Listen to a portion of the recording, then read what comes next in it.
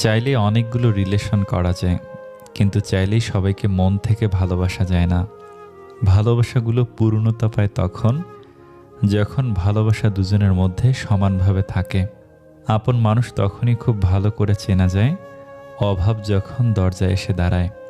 এই শহরে রূপের ব্যবসা হয়, মনের না। এই শহরে বিনামূল্যে কষ্ট পাওয়া যায়, ভালোবাসা না। বিষাক্ত মানুষ কখনোই পাল্টায় না, তারা কেবল শিকার পাল্টায় আর সব কিছুর জন্য সবাইকে দোষ দেয়। যার মন যত সুন্দর তার ভাগ্য ততটাই খারাপ, কারণ সুন্দর জিনিসের ওপর মানুষ প্রথম আঘাত আনে।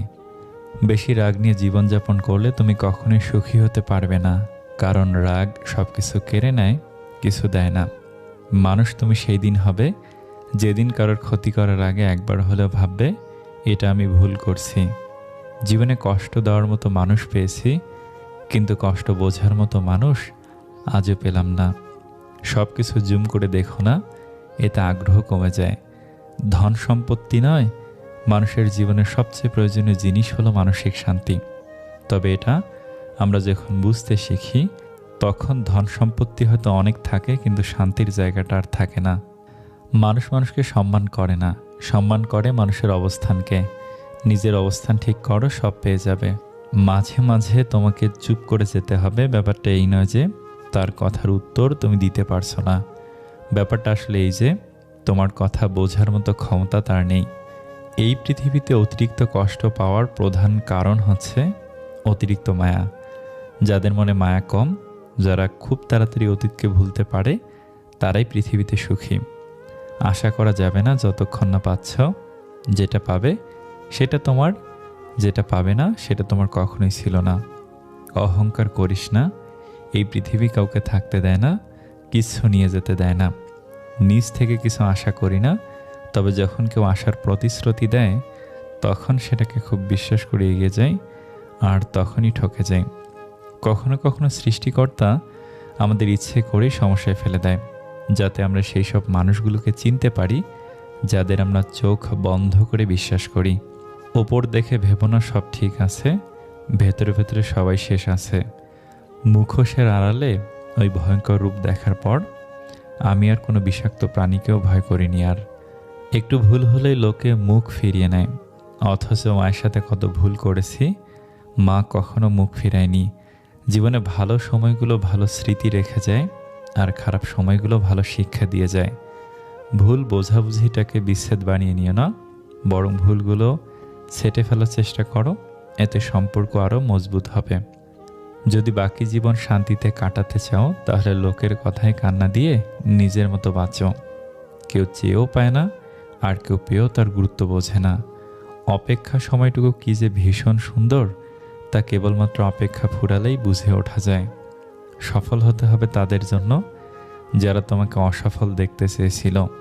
বিয়ের আগে স্ত্রীর প্রেম ছিল, ভাই আজকাল এটা কোনো ব্যাপার না। আপনার স্ত্রী যদি আগের সব কিছু ভুলে আপনাকে গ্রহণ করে, তাহলে মেনে নেওয়াই শ্রেয়। তবে উনি যদি আগের প্রেমিকের সাথে যোগাযোগ করেন আর তাকে ভুলতে না পারেন, তাহলে সম্পর্ক না রাখাই ভালো। বিয়ের আগে কি করছে এই নিয়ে এখন চিন্তা করে লাভ নেই।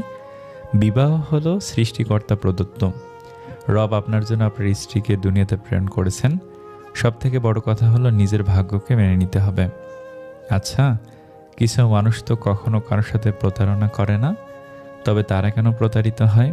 কিছু মানুষ তো কখনো কারো মন ভেঙে দেয় না, তবে তাদের মন কেন ভাঙা হয়? কিছু মানুষ তো ভালোবাসতে চায় না, তবে কেন তাদের ভালোবাসা শিখিয়ে ভালো থাকাটা কেড়ে নেওয়া হয়? খুব পছন্দের মানুষের সাথে খুব বেশি কথা বলতে নেই, এতে গুরুত্ব কমে যায়। একটু কম কথা বলা, কিছুটা দূরত্বে থাকা ভালো, এতে গুরুত্ব থাকে, জানার আগ্রহ থাকে, একটা টান থাকে। কিন্তু সমস্যা হলো, যাকে আমাদের ভালো লাগে তার সাথে আমরা অনেক বেশি কথা বলতে চাই। সারাদিনের ঘটনাগুলো তাকে না বলতে পারলে আমাদের অস্থিরতা শুরু হয়ে যায়। তার ব্যাপারে প্রচুর জানার আগ্রহ কাজ করে, প্রচুর কথা বলতে ইচ্ছে হয়। অতঃপর কিছুদিন যেতে না যেতেই তীব্র আগ্রহ আমরা হারিয়ে ফেলি। কথা বলা কমে যায়, গুরুত্ব কমে আসে। তখনই এপাশের মানুষটা ভীষণ একাকিত্বে ভুগতে শুরু করে। তাই খুব প্রিয় মানুষের সাথে একটু কম কথা বলা ভালো, কিছুটা দূরত্বে থাকা ভালো।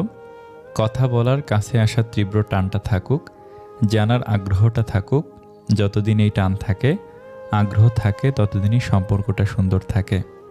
দূরত্ব খারাপ জিনিস না, অবহেলা খারাপ জিনিস। দূরে গেলেই সবাই পর হয়ে যায় না, দূরে গেলেই অনুভব করা যায় মানুষটার বসবাস বুকের কতটা গভীরে।